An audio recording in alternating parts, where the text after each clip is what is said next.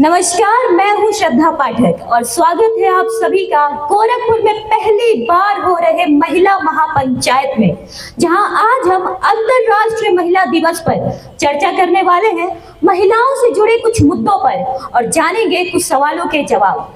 चर्चा में हमारे साथ हैं श्रीमती कालिंदी शर्मा जी। ये समाज सेविका है और इन्होंने साइकिल पर भारत भ्रमण किया है।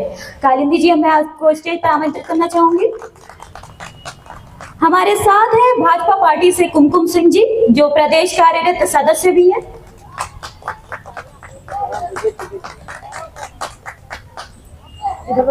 जी, कांग्रेस से हमारे साथ है स्नेहलता गौतम जी, एआईसीसी मेंबर।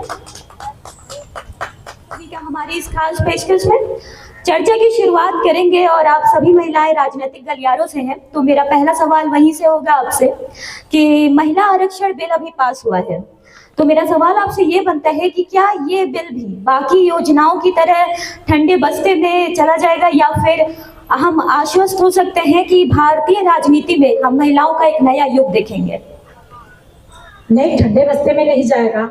जब इतने दिनों से इंतजार में था, उस इंतजार को प्रेजेंट में तोड़ा गया और ये ठंडे बस्ते में नहीं जाएगा। ये तो महिलाएं खुद ही जागरूक हो गई हैं और बहुत खुश हैं कि जितनी अब हम लोगों को आजादी मिल रही है, सुरक्षा मिल रही है, इसके हिसाब से हम लोग का आरक्षण जो पास हो, महिला आरक्षण बिल पास हुआ है, ये ठंडे बस्ते में नहीं जाएगा और बहुत जल्दी आपको सुनने को मिलेगा। और इस बार भी देख लीजिए कि अभी प्रेजेंट में जो लोकसभा का चुनाव होने जा रहा है, उसमें खुद ही अभी महिलाओं को टिकट ज्यादा मिल रहा है, तो ठंडे बस्ते में कैसे जाएगा? आपकी हमेशा ठंडे बस्ते में चले गए हैं।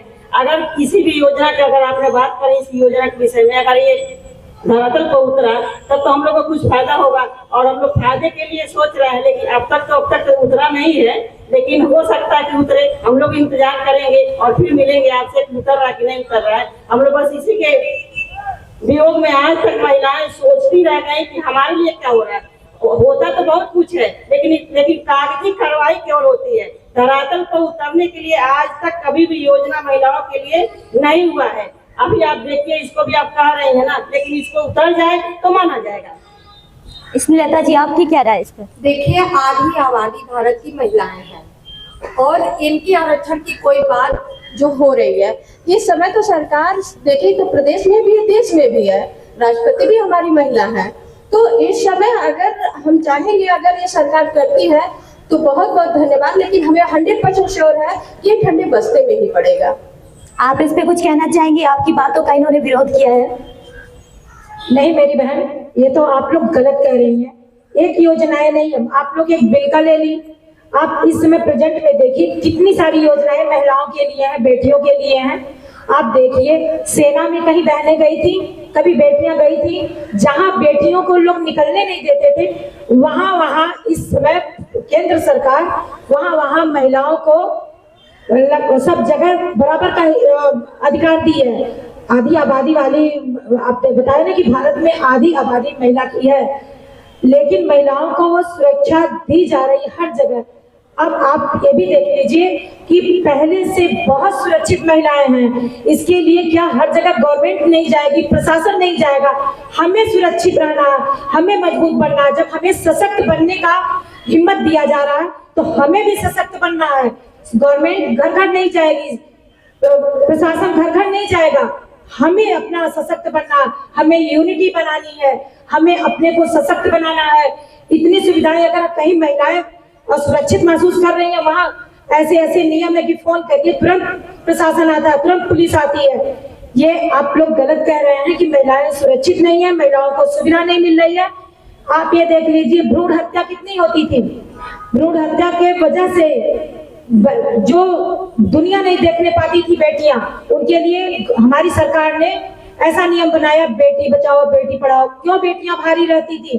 दहेज के लिए भारी रहती थी, कहां से शिक्षा दे इसलिए भारी रहती थी। हमारी गवर्नमेंट ने इतनी सुविधा दी है बेटियों के लिए, और बेटियों को देखिए कि बेटियां कहां से कहां नहीं पहुंच गई हैं। बेटियां अंतरिक्ष तक जा रही हैं। पहले बेटियां नहीं निकलने पाती थी, अब बेटियां किस क्षेत्र में नहीं है। पहले सेना में जाती थी, नहीं जाती थी। पहले आप शाम के बाद आप खुद अपने को महसूस करिए कि आप नहीं निकलने पाती थी, आप खुद नहीं निकलती थी, घर वाले परेशान रहते थे। क्या आप परेशान रहते हैं? सबकी जगह छोड़िए, आप यहाँ सुरक्षित है या नहीं? तो थोड़ी बहुत तो कहीं कहीं कमियां रहती है, लेकिन उसको बिगड़ी हुई चीजों को सुधारने में समय लगता है। कोई भी एक बीमार व्यक्ति होता है तो उसकी भयंकर बीमारी को सुधार करने में टाइम लगता है, तो बिगड़ी हुई चीजों को सुधारने में टाइम लगता है। अब मेरा रिक्वेस्ट है कि मेरी बहनें जागरूक हो जाए अगर, तो कहीं भी औरतें असुरक्षित नहीं है। हमें अपनी ताकत दिखाना, हमें सशक्त रहना। मैं ये नहीं कहती हूँ कि मेरे भाई बुरे होते हैं, नहीं, कहीं बहनें बुरी होती हैं, कहीं भाई बुरे होते हैं, कहीं भाई अच्छे होते हैं, कहीं बहनें अच्छी होती हैं। तो हमें मिलकर चलना होता है। जैसे हम तो उस देश के रहने वाले हैं कि जहाँ के देश को पुरुष प्रधान देश कहा गया है। महिला का नाम नहीं है ना, लेकिन एक गाड़ी के दो पहिए होते हैं। बिना महिला के पुरुष नहीं चलेगा, बिना पुरुष के महिला नहीं चलेगी। एक दूसरे के बिना कोई काम नहीं होता है। अगर आप घर से आज निकल कर आई हैं, बिना पुरुष के नहीं आई हैं, सुरक्षित महसूस करके ही आपके घर वाले भेजे होंगे। तो मैं ये कहूंगी कि आप लोग ये मत कहिए कि आप असुरक्षित हैं। असुरक्षित करके अपने आप को बदनाम मत करिए, क्योंकि हमें वो सुविधा मिली है कि हम सशक्त बने। हमें जब सशक्त होने का अधिकार मिला है तो हम अपने पावर का उपयोग करें। इन्होंने सुविधा की बात की, आपको नहीं लगता कि ये सारी सुविधाएं सिर्फ कागजों पर देखी जा सकती है, ना कि जमीनी स्तर पर? देखिए, जो अभी कुमकुम बहन ने कहा सशक्त बनना चाहिए, तो आप में हिम्मत है, इसकी हम करते हैं विशेषता। लेकिन जो देखा गया है, हमारी बहनें, हमारी जो भी अभी झांसी की रानी आप सामने ही देख लीजिए, जिसका हर बंदा गाता है खूब लड़ी मर्दानी, वो तो झांसी वाली रानी थी।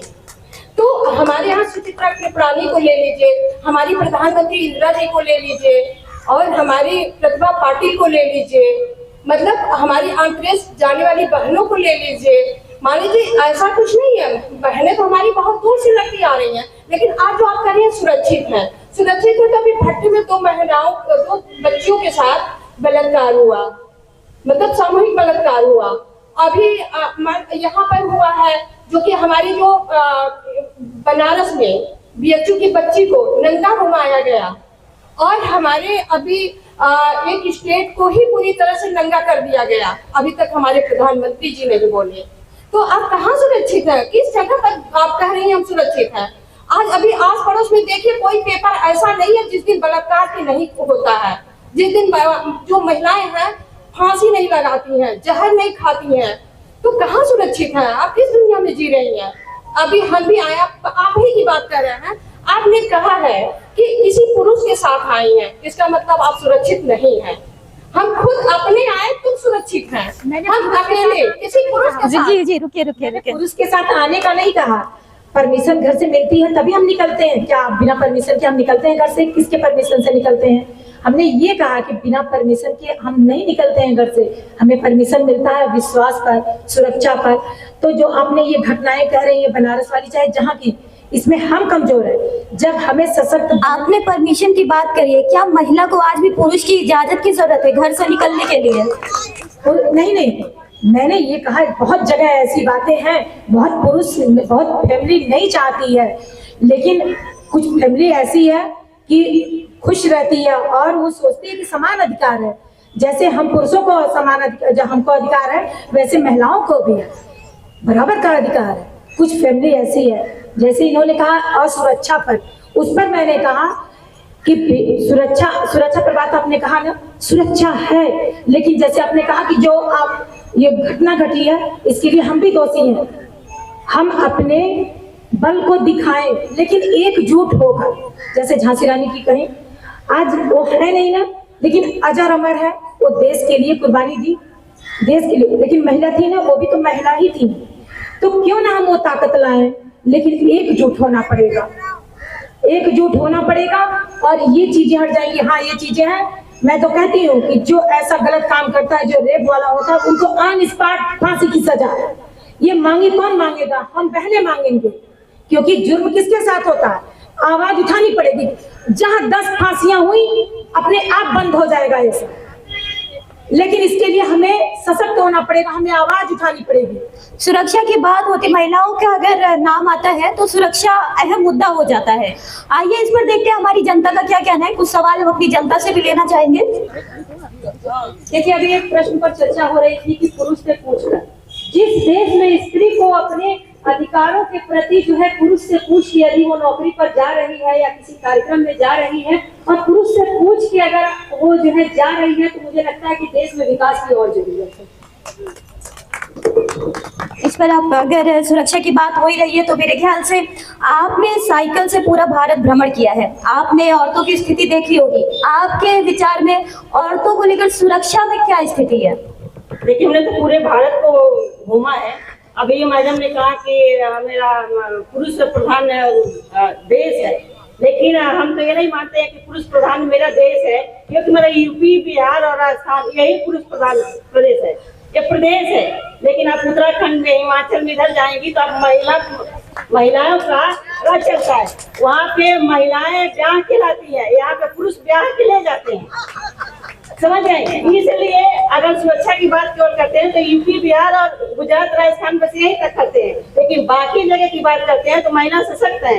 इसलिए मेरे कहने के अनुसार यही होगा कि महिलाओं को स्वयं अपने पे विश्वास रखना चाहिए। और हमें अभी आपने कहा कि भाई और बहन, तो भाई और बहन कोई भी है, किसी को पूछने के अधिकार नहीं है। जहाँ आप विश्वास खड़ा करती हैं वही सुरक्षित है, वही भाई आपको इजाजत देता है, वही बाप भी इजाजत देता है, क्योंकि हम एक दूसरे को पूरक है। स्कूल में पढ़ाई भी करते हैं, इंटर तक करते हैं, तो हम अलग अलग बांट के करते हैं, और जैसे डिग्री कॉलेज में जाते हैं हम मिलकर बैठ के बात करते हैं। और अभी देखिए बहुत सारे चीज ग्रोथ हो चुका है। और अपनी देश की बात जहाँ करते हैं तो हमारे देश में तो अधूरी आजादी है ही है। आप ये बात कर रही हैं कि अधूरी इतिहास और अधूरी आजादी है हमें, क्योंकि हमारी तो देश में जो अंग्रेजों के समय में है जो रानियां लड़ी हैं, केवल एक झांसी की रानी के नाम लिया जाता है, वो भी बड़े ताव से। अगर कोई लड़की अच्छे काम करती है तो उनको कहती है अच्छा अभी ठीक करते हैं, बल्कि झांसी की रानी बनी है, मारे कपड़ा पे सब ठीक हो जाती है। इस तरह से हमारी इतिहास पढ़ाई जाती है। इसलिए महिला दिवस पे जो आप बात कर रही हैं, इसमें हमारे जो पहले पूर्व में, मतलब देश की आजादी में जो महिलाएं अपने इतिहास के पन्नों पे नाम नहीं दर्ज करा पाई, क्यों? क्योंकि इतिहास के पन्नों पे दर्ज नहीं किया गया और ना ही आज इतिहास में पढ़ाई गई है। यहाँ तक हमारी गवर्नर थी, आप सरोजिनी नायडू जी का नाम ने सुना होगा, गवर्नर थी, प्रेजेंट समय में गवर्नर थी, और उन्होंने गवर्नर होते हुए उन्होंने डेथ किया था। लेकिन हम अंतर्राष्ट्रीय महिला दिवस की बात करते हैं कि विदेशों में क्या हुआ था वो हम मना रहे हैं, लेकिन राष्ट्रीय महिला दिवस कब है यह किसी को नहीं पता। मेरे घर में क्या हो रहा है किसी को नहीं पता, लेकिन विदेश में क्या हुआ है हमें पता। तो इसलिए हम आपको एक बात कह रहे हैं कि राष्ट्रीय महिला दिवस आप लोग को भी नहीं पता होगा। सरोजिनी नायडू जी गवर्नर थी और गवर्नर होते हुए भी उनका मृत्यु हुआ था, और आज भी हम ये पूछते हैं कि उनकी डेड बॉडी कहाँ गाड़ी गई थी या जलाई गई थी, वह चीज हमें बता दीजिए। मैं वहाँ फूल पत्ती चढ़ा करके उनको आइडियल मान करके आगे बढ़े। हम महिलाओं को अपनी आइडियल तो माने, इसलिए महिलाओं को आइडियल बनाने के लिए हमारे इतिहास के पन्नों पे जो पहले आजादी में लड़ी है महिलाएं, उनके इतिहास के पन्नों पे नाम होना चाहिए और पढ़ाना भी चाहिए। जैसे हमने झांसी की रानी की बात की है, तो इसलिए सभी स्कूल में, कॉलेज में, घर में सेल्फ डिफेंस की ट्रेनिंग होनी चाहिए, और महिला हो या पुरुष हो सबसे पहले सेना में भर्ती होना चाहिए, उसके बाद पुलिस में आनी चाहिए। 35 साल के बाद देखिए अपने देश अपने आप अभी सुरक्षित हो जाएगी। सरिता जी, आप कुछ कहना चाहते हैं? आप? बिल्कुल, मैं ये कहना चाहती हूँ कि सरकारें तो आती जाती रहती हैं, व्यवस्थाएं कुछ ऐसी होनी चाहिए कि हमारा जो है सुचारू रूप से जीवन चल सके, और सिर्फ वर्तमान ही नहीं हमारा भविष्य भी सुरक्षित हो, भविष्य की हमारी बहन बेटियां कैमरे में देख के बोलिएगा, कैमरे में सरकार के लिए नहीं बने। ये तो वही वाली बात हो गई कि स्त्री जन्म लेती है, उसके बाद उसका नाम कुछ और है, शादी के बाद उसका कुछ और नाम होता है, कि स्त्री का कोई सरनेम ही नहीं होता है। ये वही बात हो गई कि सरकारें आती जाती रहती हैं और सरकार के हिसाब से हम अपने आप को बदल रहे हैं। हमारे हिसाब से मैं एक यहाँ पर सुझाव देना चाहूंगी कि जैसे ग्रामीण स्तर पर समाज सेवकों की जो है भर्ती होती है, या जो किसी भी सरकार के प्रतिनिधि होते हैं, महिलाओं को भी प्रतिनिधि बनाना चाहिए। महिलाओं का एक बड़ा संगठन होना चाहिए जो महिला सुरक्षा के लिए काम कर रही है, ऐसी महिलाओं को तैनात करना चाहिए, ब्लॉक स्तर पे, ग्रामीण स्तर पे, मोहल्ले स्तर पे तैनात करना चाहिए और उनको सशक्त बनाने के लिए सेल्फ डिफेंस की उनको ट्रेनिंग देनी चाहिए, उनको सेल्फ भी देनी चाहिए, तब हमारा देश मजबूत होगा।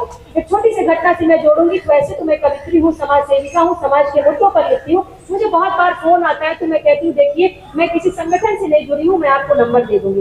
एक महिला ने मुझे आजमगढ़ से फोन किया और बताया कि उसके बगल का जो पड़ोसी है, क्योंकि देखिए गांव में खेत कचहरी का मामला अक्सर रहता है, तो इस मामले को कपड़ा पहना के कुछ और बना दिया गया। उस महिला ने फोन किया कि उसके बगल का जो आदमी है वो कंकड़ मारता है उसके घर में, उसके द्वारी पर जाकर पेशाब करता है, उसको परेशान करता है। तो उस महिला ने मुझे फोन किया, मैंने कहा 1090 डायल करिए। 1090 डायल करने के बाद जब पुलिस आई तो उस महिला के एक महिला पुलिस भेजनी चाहिए ताकि वो उस महिला को भी लेके जेल तक जाए और उसकी बात सुने। महिला जो पुलिस आए हुए थे, पुरुष पुलिस आए और महिला पुलिस नहीं आई, और एक गाड़ी आई, जीप आई, उसमें उस महिला के पति को बैठा के ले गए और सामने जो बगल में पड़ोसी रहता था उसको बैठा के ले गए। फिर उसका मेरे पास फोन आया कि दीदी मेरे पति को गाड़ी में बैठा के क्यों ले जा रहे हैं, मेरे पति ने क्या किया, छेड़ तो वो मुझे रहा है। फिर मैंने फोन किया जब तो पता चला कि नहीं ये मामला तो कुछ और है, ये तो खेत कचहरी का मामला है, मैडम आप इसमें मत पड़िए। खेत कचहरी का मामला हो चाहे दहेज उत्पीड़न का मामला हो, लेकिन जहां महिला की छेड़खानी का अगर कोई भी फोन आता है तो उस पर त्वरित कार्रवाई होनी चाहिए, मेरा ये आदेश है।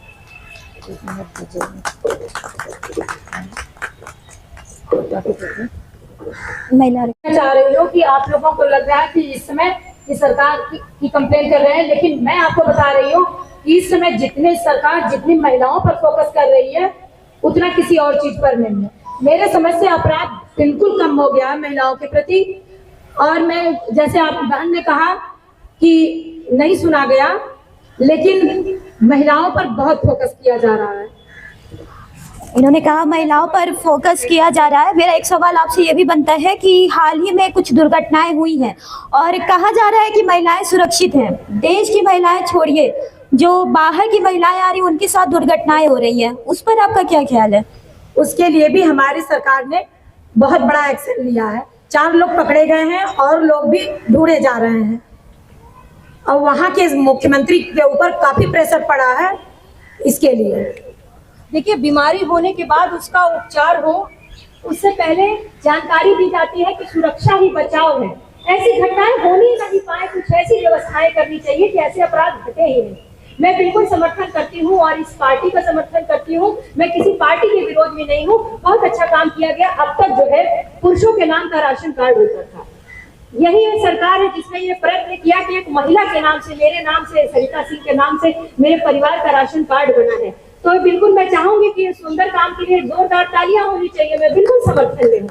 लेकिन सिर्फ राशन और अन्न तक ही सीमित नहीं है। हम भोजन खाकर क्या करेंगे, हम दवाई लेकर क्या करेंगे, जब हमारा जीवन ही नहीं सुरक्षित है। मैं बार बार यही कहती हूँ कि सरकार कोई भी हो, सरकारें आती जाती रहती है, कुछ ऐसी जो है व्यवस्था कर देनी चाहिए कि सरकार बदल जाए लेकिन योजनाएं न। आप कुमकुम सिंह जी, आप इनके विचारों से समर्थन करती हैं? देखिए समर्थन की बात है तो किसी सरकार की समर्थन तो हम नहीं करेंगे और कभी करना भी नहीं चाहिए, क्योंकि मैं समाज सेवी हूँ और समाज में जो भी महिलाएं हैं अगर उत्पीड़न है, ऐसा नहीं कि उत्पीड़न की जाती है और उत्पीड़न का शिकार होती है, वही उसी को उत्पीड़न होता है कि जो कुछ कर नहीं पाती है। महिला जहाँ सबल है वहाँ अपना काम कर रही है और महिलाओं को ज्यादा से ज्यादा शिक्षित करने की जरूरत है, ज्यादा से ज्यादा उनको सेल्फ डिफेंस की ट्रेनिंग की जरूरत है, बाहर भेजने की जरूरत है। जितना ही आप एक देखते होंगे, एक चुम्बक आपने देखा होगा, लोग चुम्बक जिसको बोलते हैं, तो उसको लोहा रखिए और चुम्बक को रखिए, अपना तरफ से खींचता है। तो इस तरह से ये होता है कि जैसे महिलाओं को जितना भी आप दबा के रखेंगे, जितने घर में रखते हैं, जैसे हमने विदेशों में देखा होगा महिला पुरुष दोनों मतलब अपने ओपन बोलते हैं, कुछ नहीं होता है। यहाँ जितने दबाए जाते हैं उतना ही घटना होती है। इसलिए हमारे अनुसार दोनों को साथ चलना चाहिए और बोला कंधे से कंधे मिलाने की बात करती है ना। आज कह रही है क्या महिला सशक्त नहीं है, महिला तो सशक्त है। बस में आप जाइए, महिला के सीट पर महिला उठा देती है, लेकिन पुरुष के सीट पे अगर बैठे हुए तो पुरुष नहीं उठा पाते हैं। तो यहाँ सशक्त है और ये सब चल रहा है। पुरुषों की बात हो ही रही है, हमारे साथ जनता में भी एक सर बैठे हुए हैं। सर, आपसे महिला की सुरक्षा के बारे में आपकी राय जानना चाहूंगी, आपका क्या राय? देखिए, महिलाओं को जो है अधिक से अधिक शिक्षित होना चाहिए, जिससे जब वो शिक्षा प्राप्त करेंगे तो उनको जानकारी होगी देश में क्या कानून है। आज की डेट में देश में ऐसे कानून है जिससे महिला बहुत सुरक्षित है और उनको किसी का मोहताज नहीं होने की जरूरत है। इनका मानना है कि महिलाएं सुरक्षित है। आइए ये बात नारी शक्ति से ही जान लेते हैं कि वो इस समाज में अपने आप को कितना बोलना तो सीखा है, वो एजुकेटेड भी है, वो बहुत सारे ऑफिस में बहुत ही सेल्फ डिपेंडेंट, लेकिन अगर उससे पूछा जाए कि वो कितना डरती है, कितना उसके पास कोई बेस है, तो कहीं ना कहीं वो असुरक्षित है, उसके अंदर कहीं ना कहीं डर है। अगर कहा जाता है कि आज के समाज में अगर हम अपने घर पे वेट कर रहे हैं, अगर हम अपने बच्चों को ये बोलते हैं कि इतने बजे तक वापस घर आ जाना है, तो हम उन्हें ये नहीं बताते कि हमें डर किससे है। हमें डर किसी जानवर से नहीं होता, हमें डर कहीं ना कहीं इस मानव से ही है। अगर हम घर को लॉक करते हैं तो हमें डर किसी बाहरी जानवर पशु से नहीं होता, आज के समाज वर्ग से ही होता है। और डर हर किसी के अंदर है, और उस डर से अगर उसे मुक्त होना है तो उसे सबसे पहले उसे अपने आप को जानना है, उसे अपने आप को समझना होगा। कहते हैं कि यहाँ पे हम जिसमें उपस्थित हुए हैं कि वुमेन एम्पावरमेंट बात चल रही है, नारी सशक्तिकरण की, तो सबसे पहली बात की नारी को अपने अंदर की शक्ति से उसे परिचित होना पड़ेगा। और एक नारी as a woman, as a daughter और एज ए बहुत से ऐसे रूप हैं। कहते हैं कि नारी को जो है ये बोला गया है कि नारी जो है एक डिसीजन मेकर होती है, एक बैलेंस डिसीजन मेकर होती है। नारी के अंदर अथाह शक्ति है, बस उसको वो अपने आप से जान ले तो वो निर्भय होकर जी सकती है, उसे फिर भी किसी प्रकार का भय का कोई जरूरत नहीं पड़ेगा। और उसे फिर बाहरी एजुकेशन से हमें नहीं लगता कि हम उसे इतना चेंज कर पाएंगे जब तक वो खुद सेल्फ डिपेंड ना हो। हम चाहे कितनी भी आवाज बुलंद कर लें, लेकिन उसे अपने अधिकार को लेने आना चाहिए, उसे अपने आप पे डिपेंड होना चाहिए। Thank you. बहुत बहुत धन्यवाद आपका। बहुत ही सुंदर विचार रखे इन्होंने कि नारी को सिर्फ बाहर से नहीं बल्कि अंदर से भी। मैम ने बहुत ही अच्छी बात कही कि एक नारी को सशक्त बनने के लिए आंतरिक और बाहरी ज्ञान की जरूरत होती है। तो इसी शिक्षा पर बात करने के लिए हम अपने बीच में बुलाना चाहेंगे प्रीति त्रिपाठी जी को, जो आर्यन पब्लिक एकेडमी की प्रिंसिपल भी है। प्रीति जी, आपका स्वागत है।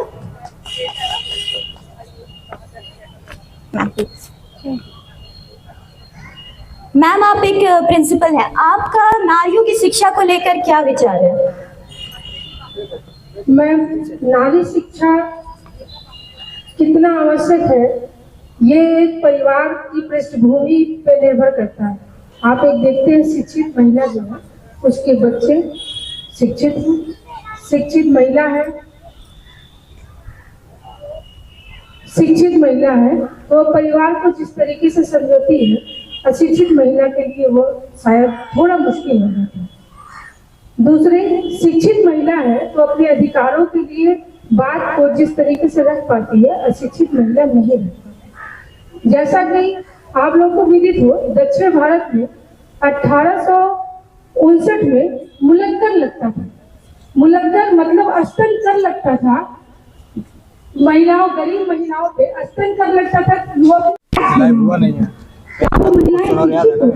तो उस टैक्स के लिए राजी होती नहीं, अशिक्षित। लेकिन शिक्षा के साथ साथ परिवार का सहयोग। इसी क्रम में मैं ज्योतिबाई का उदाहरण दूंगी। वो हमेशा कहती थी कि जो गरीब घर की और अशिक्षित महिलाएं हैं वो हमसे ज्यादा सशक्त हैं। क्यों?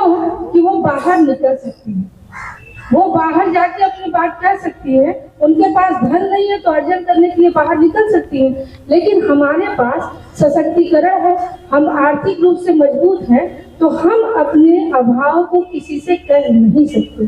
तो शिक्षा एक गरीब परिवार और एक अमीर परिवार दोनों, मैंने आपको उदाहरण दिया कि नितांत आवश्यक है। अगर वो शिक्षित है तो अपनी बातों को सशक्त रूप से कह सकती है। अशिक्षित महिला भी कहती है पर उसका तुष्टीकरण नहीं हो पाता कहने के बाद। बहुत बहुत धन्यवाद आपका। ये हमने शिक्षा की बात करी है, पर इसके आगे भी बहुत सारी चर्चाएं होनी बाकी है। तो बेरोजगारी की भी बात हो ही जाए। आपसे बेरोजगारी के बारे में 2 राय लेना चाहूंगी। नारी रोजगार में कितनी उत्तीर्ण है? पहले तो शिक्षा से कनेक्ट करेंगे, क्योंकि शिक्षा शेरनी का वो दूध है जिसको पीकर मनुष्य दहाड़ता है, ऐसा डॉक्टर भीमराव अम्बेडकर ने कहा। और सिर्फ पुरुष ही नहीं, स्त्रियों पर भी ये पूरी तरह से लागू होता है, क्योंकि एक परिवार की धुरी स्त्री होती है। जब एक स्त्री शिक्षित होती है तो वो अपने बच्चों को शिक्षित करती है, अपने परिवार को शिक्षित करती है। एक शिक्षित स्त्री अपने परिवार, अपने समाज को शिक्षित करती है, और सभी शिक्षित स्त्रियां मिलकर इस पूरे देश को शिक्षित कर सकती हैं। तो यही जो है शिक्षा का नारा है। और जब एक स्त्री शिक्षित होगी तो निश्चित ही वो अपने अंदर का क्या गुण है, क्या टैलेंट है, उसको पहचान के लिए अपने लिए रोजगार ढूंढ लेगी। अगर एक लड़की हाई स्कूल भी पास है ना, अगर वो कोचिंग भी पढ़ाएगी तो जरूर अपनी आमदनी का जरिया लेगी। तो मैं यही चाहती हूँ कि ज्यादा से ज्यादा शिक्षा का प्रचार प्रसार हो, और हमारी जो सरकार है वो स्त्री के लिए रोजगार के लिए बहुत सारे साधन मुहैया कराए, क्योंकि यही एक ऐसा साधन है जिससे स्त्रियां सुरक्षित हो सकती हैं और मजबूत हो सकती हैं। मैम, आपसे भी हम 2 मिनट की राय जानना चाहेंगे कि आपका शिक्षा पे और बेरोजगारी पर क्या विचार है। ये शिक्षा तो सबसे जरूरी चीज है, लेकिन कहीं कहीं अशिक्षित लोग भी बेरोजगारी से परे रहते हैं। शिक्षित तो के पास तो कहीं से ढूंढ लेता है, खोज कर भी बात करके, लेकिन कुछ ऐसे भी काम होते हैं कि अशिक्षित होते हुए भी उसकी जीविका चलती है। जैसे जिसके पास कुछ नहीं जानकारी है, काम करना, सिलाई करना, बर्तन धोना, यानी कोई अगर हमारे अंदर हुनर है, हमारे अंदर जज्बा है कमाने का, तो हम बहुत सारे ऐसे काम है कि शिक्षित न होते हुए भी हम अपनी जीविका चला सकते हैं। कोई बेरोजगार नहीं है, और लेकिन शिक्षा तो मस्ट है। सबसे पहली प्राथमिकता शिक्षा की है। लेकिन मैं उसके लिए कह रही हूँ, पहले तो मेरी ये सबसे यही निवेदन रहता है कि कोई अशिक्षित रहे ही न, लेकिन अभी भी है शिक्षित लोग, लेकिन कोई बेरोजगार के बिना नहीं रह सकता अगर उसके अंदर हुनर है तो। कालिंदी शर्मा जी, आपके विचार। महिला को शिक्षित को जरूरी है कि शिक्षा मिले, तभी उनको रोजगार मिले। आप देखे होंगे, अगर सबसे या तो नीचे तबके की औरतें मजबूत हैं या तो ऊपर की, बीच वाली जो महिलाएं हैं वो बेचारी सबसे ज्यादा पीड़ित है। न वो कह सकती हैं, न रो सकती हैं, और न कहीं जा सकती हैं। इसलिए उनके लिए अगर सरकार पहल करे तो काफी अच्छा होगा। महिलाओं को रोजगार के लिए जो घर बैठे रोजगार कर सके, और रोजगार करने से जब हमारे देश में अगर देश को विकास करना है तो महिलाओं को घर पे बैठे रोजगार देना चाहिए और करना चाहिए। और ये सब पहल करके सरकार को ज्यादा से ज्यादा, या तो लोन कर रहे हैं तो लोन ही दें, लेकिन हमें लोन तक दिखा नहीं है। अगर लोन मिल रहा है तो भी महिलाएं लोन लेकर के घर पे काम करें। हमने तो कई ऐसे फार्म डाले, लेकिन आज तक हमें कोई लोन नहीं मिला। हमें तो खुद ही बेरोजगार, तो अभी तक देखिए हमें तो नहीं ज्यादातर तक दिख रहा है। तो हम लोगों को इस योजना का लाभ महिलाओं को मिलना चाहिए। और अभी चौका बर्तन नहीं पोछा करके तो सब लोग जीवन काट लेंगे, और बड़े परिवार के जो पढ़े लिखे वो अच्छे नौकरियां पालेंगे, अच्छे कंपनियां बैठा लेंगे, लेकिन मिडिल फैमिली के लोगों के लिए ये बहुत जरूरी है। आखिरी विचार कांग्रेस सरकार से भी जान ले, कांग्रेस की पार्टी से आप।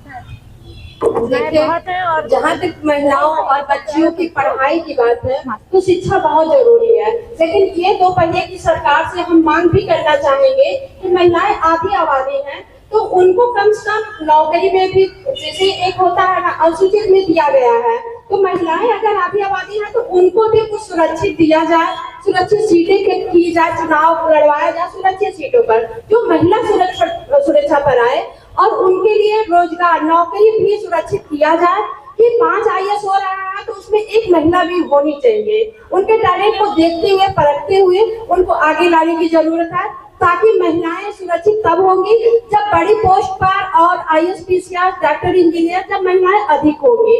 तो आधी आबादी के हिसाब से, जैसे अभी हमने एक छोटा सा आपको बताना चाहेंगे कि ट्रेन है, ट्रेन की इतने बड़े डिब्बे होते हैं, लेकिन एक महिला डिब्बा को हमने देखा है, बहुत जल्दी देखा है, सिर्फ 3-4 जो बने रहते हैं। तो भाई कहाँ महिलाओं के लिए आप दे रहे हैं? 2% तो कर रहे हैं, लेकिन एक ट्रेन में नहीं मिल रहा है। बस में भी आप जा रहे हैं, बस में 2 सीटें हैं बस महिलाओं का, उसमें भी पुरुष बैठ रहा है, तो महिला कहाँ सुरक्षित है? कहाँ उनकी आबादी को कहाँ दिया गया है? तो हम इस सरकार से मांग करना चाहेंगे कि भाई आने वाले दिन में महिलाओं के लिए नौकरी में भी सुरक्षित दिया जाए, और उनको चुनाव भी लड़वाएं। कुमकुम सिंह जी कुछ कहना चाहती हैं? मेरी बहन ये सरासर गलत है। जितनी इस गवर्नमेंट में जितनी सुविधाएं बहनों को मिली है और कहाँ रोजगार नहीं है। अब रोजगार कोई टोकरी में लेकर नहीं घूमेगा। हमें भी जागरूक होना, हमें सर्च करना, हमें देखना है कितनी योजनाएं आई है बहनों को कि घर के काम करते हुए भी समय निकालकर इतनी योजनाएं हैं कि घर से आप करिए। बहुत सारी योजनाएं। कुमकुम जी, आपका कहना है कि हमें रोजगार खोजना चाहिए, पर ऐसी कई महिलाएं जो अशिक्षित हैं वो किस हिसाब से रोजगार खोजेंगी? और मेरी बहन मैंने दिया है, मैं सोशल वर्कर भी हूँ। मैं 2003 से सोशल वर्कर हूँ। मेरी बस सिखाई गई बहनें आज अच्छी 40,000 30,000 पा रही है। ब्यूटी पार्लर में, बेकरी में, सिलाई का खुलाई। मैंने उन लोगों को कई बड़ी बड़ी शॉप पे लगवा दिया है कि उनके सिलाए हुए कपड़े, सिले कपड़े सब सप्लाई होते हैं। तो मैं कैसे मानूं? घर बैठे अपना घर भी देखती है, अपने बच्चों को देखती है, फिर भी उनके पास रोजगार है। लेकिन हमें जागरूक होना पड़ेगा। ऐसी हम लोगों को धन्यवाद देना चाहिए मोदी जी को। मैं ये नहीं कह रही हूँ कि साइड ले रही हूँ। ऐसी सरकार नहीं आई थी जो महिलाओं के लिए करे।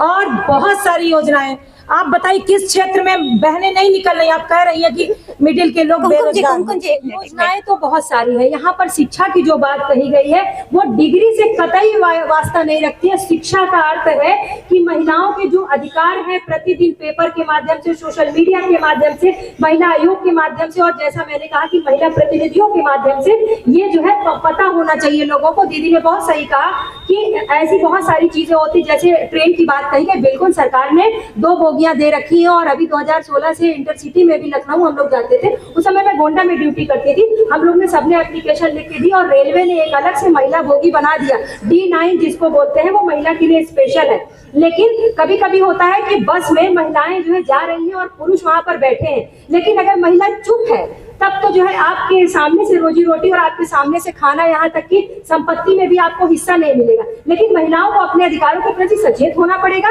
उसको खुद अपने लिए लड़ना पड़ेगा, उसको पता होना चाहिए। बहुत सी महिलाओं को तो यह भी नहीं पता है कि हर होटल में अगर आपको वॉशरूम आ रहा है, कोई भी होटल है, और वो महिला उसमें जाके बिल्कुल शौचालय का इस्तेमाल कर सकती है। ऐसी बहुत सारे अधिकार हैं जिसको जो है सरकार को महिलाओं को बताने पड़ेंगे। सरिता जी, विचार रखने के लिए बहुत सारे विचार हो जाएंगे, क्योंकि महिला एक छोटा सा टॉपिक नहीं, एक बहुत ही बड़ा टॉपिक है। और इस पे अगर विचार करें, इस पे चर्चा करें तो शाम हो जाएगी और शायद बातें हमारी तब भी खत्म ना हो पाए। माफ करिएगा, हमारे पास समय की पाबंदी है, तो इस चर्चा को यहीं विराम देना होगा। पर विराम सिर्फ इस चर्चा पर है।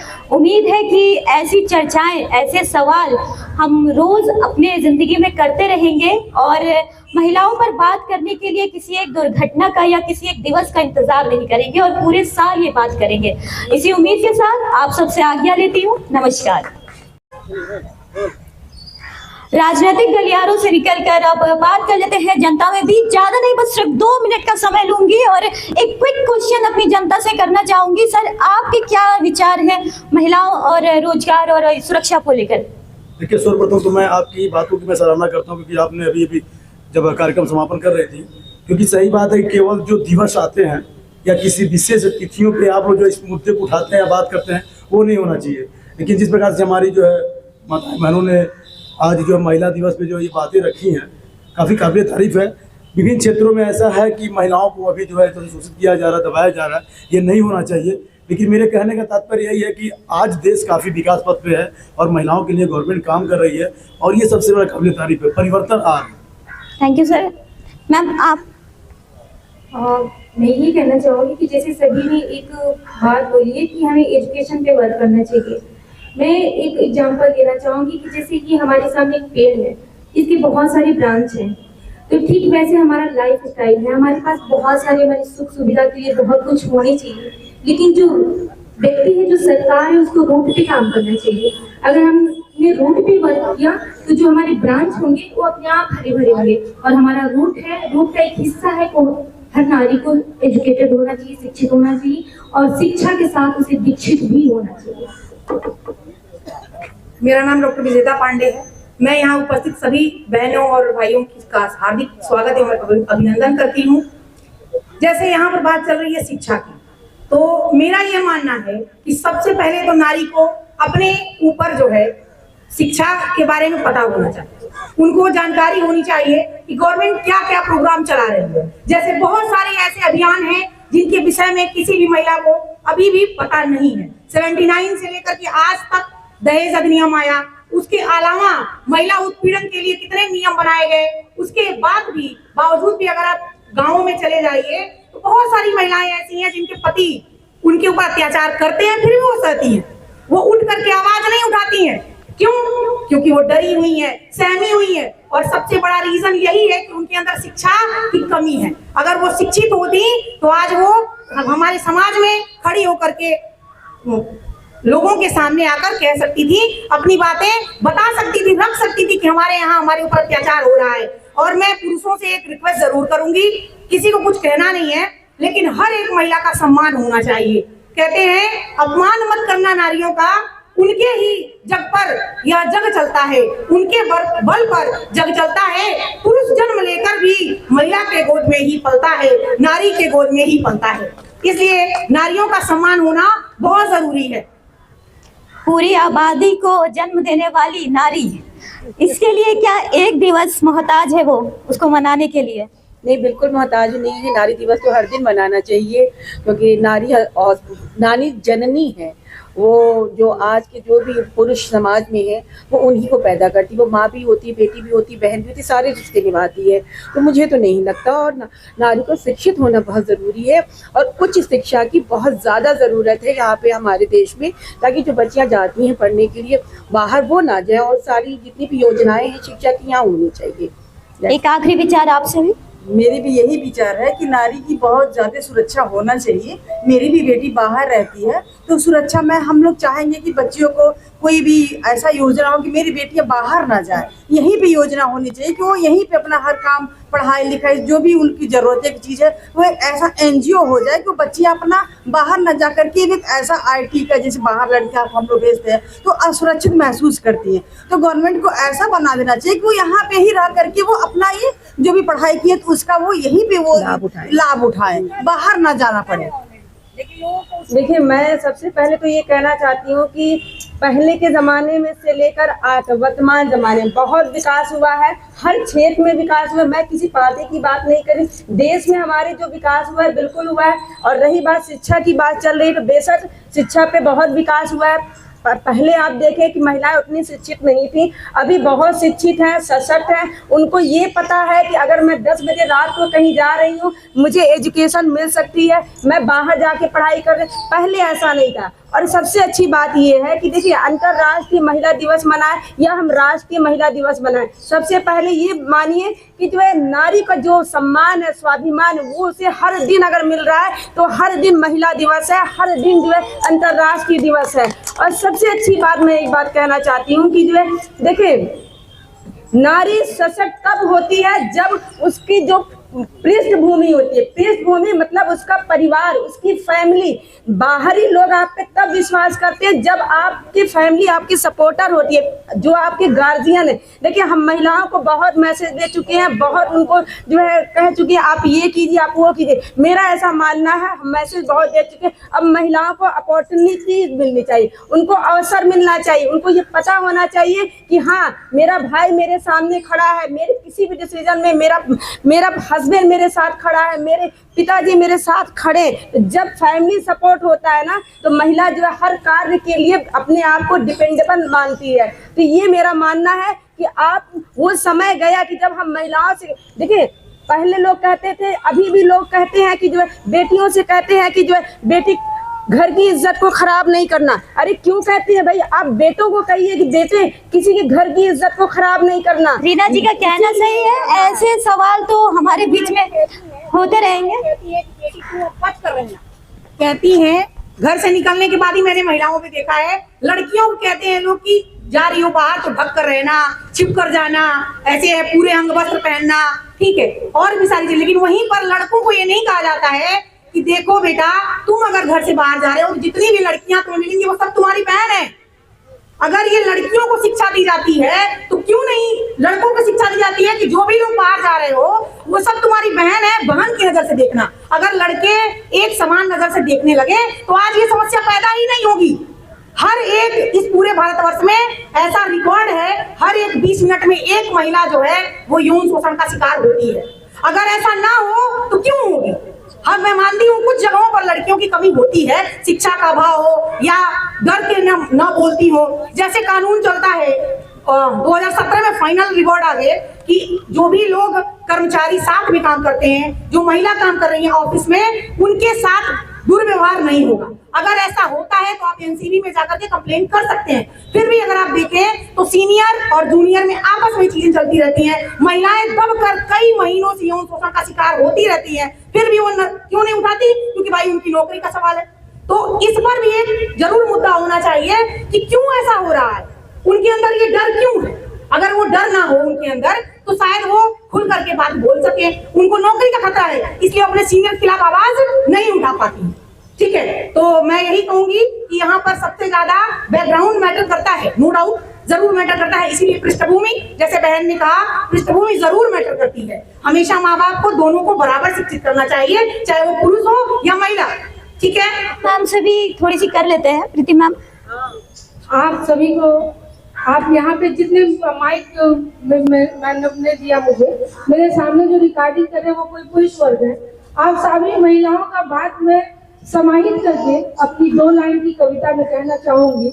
सभी पुरुषों से मेरा निवेदन है कि आप स्वीकार करें महिलाओं को।